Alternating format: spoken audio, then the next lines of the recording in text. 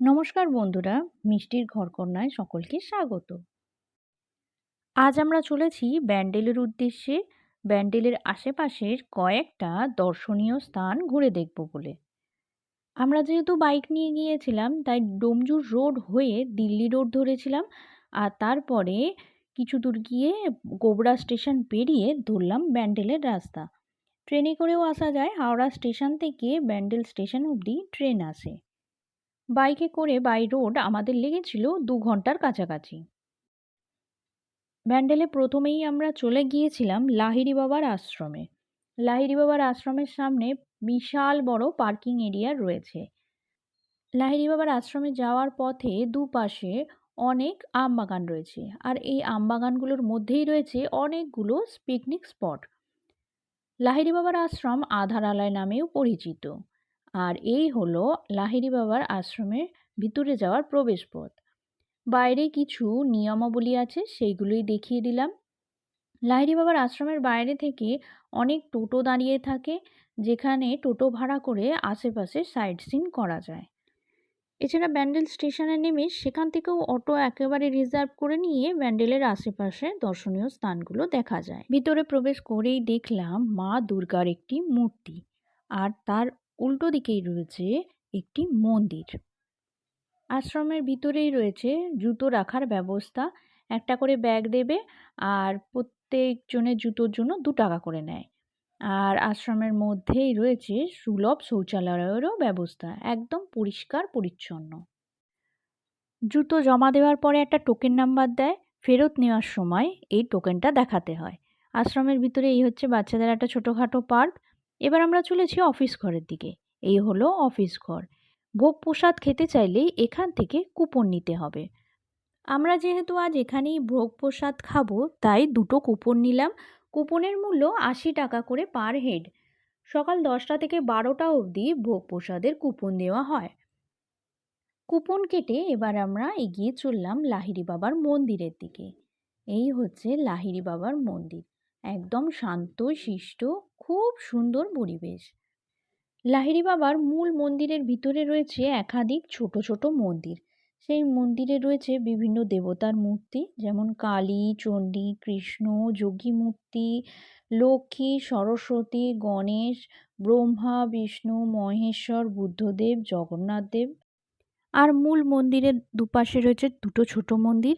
তার একটিতে রয়েছে রামকৃষ্ণদেব, সারদা মা এবং মা কালী, এবং উল্টো দিকের মন্দিরে রয়েছে রামজি, সীতা মা এবং লক্ষ্মণজির মূর্তি। এই মন্দিরে প্রবেশ করার সময় মেয়েদের মাথায় কাপড় বা ওড়না ঢেকে ঢুকতে হয়।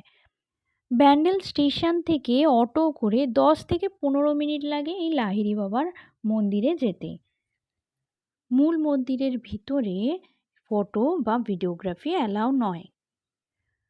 লাহিড়ী বাবার আশ্রমের ভিতরে রয়েছে থাকার জন্য অতিথি নিবাসের ব্যবস্থা। আর হ্যাঁ, এখানে ভোগ প্রসাদ কিন্তু দুপুর 11টা থেকে 1টা অবধি খাওয়ানো হয়। বেশ কিছুক্ষণ সময় আশ্রমে কাটিয়ে এরপর আমরা এগিয়ে চললাম বাইরের দিকে, কারণ ভোগ প্রসাদ খাওয়ার যে ঘর সেটা মন্দির থেকে বাইরে অবস্থিত। যাওয়ার পথে মন্দিরের ক্যাম্পাসের আশেপাশে ঘুরে দেখতে আরম্ভ করলাম, যেখানে রয়েছে বহু মূর্তি এবং গাছপালায় ঘেরা সুন্দর একটা পরিবেশ। এই হলো লাহিড়ী বাবার আশ্রম আধারালয়। আর এই মেন গেটের পাঁচিল বরাবর সোজা গেলেই ওই যে দেখা যাচ্ছে একটা ছোট মতন ঘর, ওটাই হলো ভোগ প্রসাদের ঘর। ভোগ প্রসাদের ঘরেও বসার খুব সুন্দর ব্যবস্থা রয়েছে টেবিল চেয়ার দিয়ে। আমরা গিয়েই বসে পড়লাম আমাদের নির্দিষ্ট জায়গায়। আজকে ভোগে ছিল ভাত, ডাল, 2 রকমের সবজি, পাঁপড় ভাজা, চাটনি আর পায়েস। খাওয়া দাওয়া করে আমরা বেরিয়ে পড়লাম আমাদের পরবর্তী গন্তব্যের দিকে।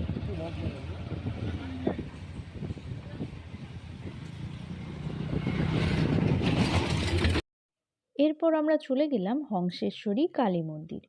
মন্দিরের সামনেই গাড়ি পার্কিং এবং জুতো রাখার প্রচুর জায়গা রয়েছে। লাহিড়ী বাবার আশ্রমের মতন এখানেও মন্দিরের ভিতরের ভিডিও অ্যালাউ নয়। মন্দিরের সামনেই রয়েছে বিভিন্ন তথ্য লেখা মন্দির সম্পর্কে।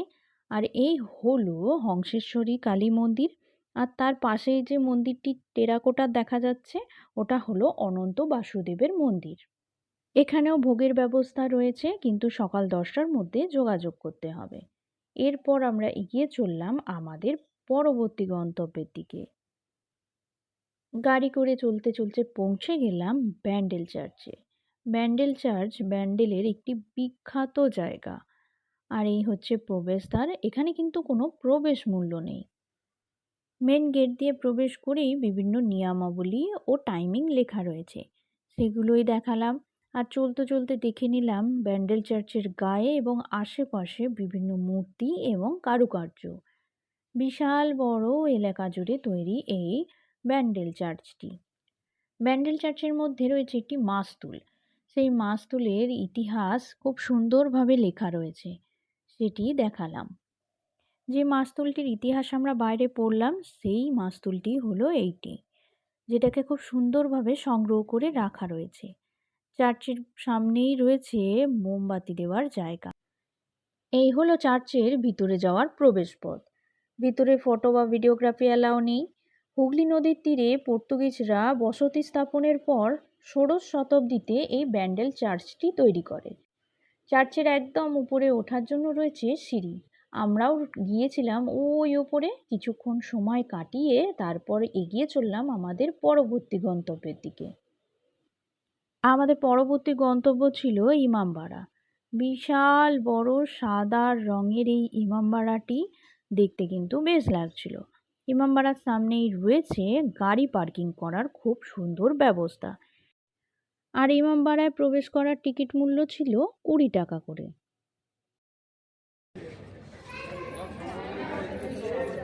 বিশাল বড় এলাকা জুড়ে তৈরি হয়েছে এই ইমামবাড়াটি। ইমামবাড়াটির ইতিহাস লেখা রয়েছে প্রবেশপথের একদম সামনে। এই ইমামবাড়ার ভবনটি বিখ্যাত তার ঘড়ির জন্য। ঘড়িটি প্রবেশপথের দ্বারে নির্মিত দুটি টাওয়ারের মাঝখানে অবস্থিত। প্রায় 152টা সিঁড়ি ভেঙে 150 ফুট উপরে উঠে দেখলাম দূরের দৃশ্য। ওই যে দূরে দেখা যাচ্ছে হুগলি নদী, তার পাশে ইমামবাড়া। আর এর উল্টো দিকে জানলা দিয়ে দেখা যাচ্ছে মানুষের বসতি। কিছুটা সময় একদম উপরে কাটিয়ে আবার নেমে পড়লাম সিঁড়ি দিয়ে নিচে। এই সিঁড়ি দিয়ে উঠতে যতটা কষ্ট লাগছিল, নামার সময় কিন্তু বেশ মজা লাগছিল। কি সুন্দর ঘুরে ঘুরে সিঁড়িগুলো নিচে নামছে।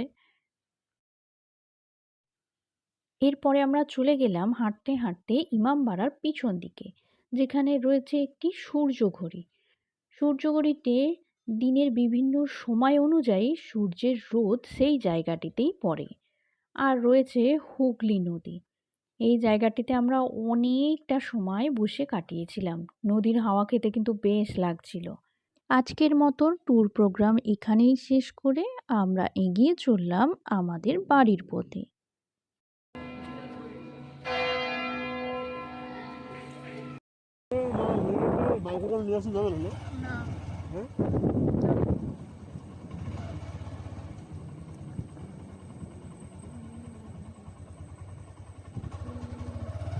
নার্সিং খবর কি নার্সিং